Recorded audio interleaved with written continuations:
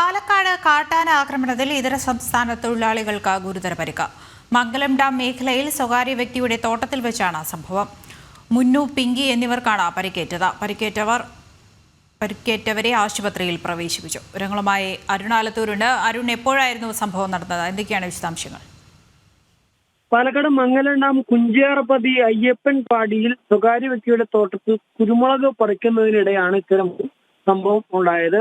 സംസ്ഥാന തൊഴിലാളികൾക്കാണ് പരിക്കേറ്റത്. പരിക്കേറ്റ 3 പേർക്കാണ് മുന്നു എന്ന 38 വയസ്സുള്ളവർ, അതുപോലെ തന്നെ പിങ്കി എന്ന 29കാർക്കും പരിക്കേറ്റിട്ടുണ്ട്.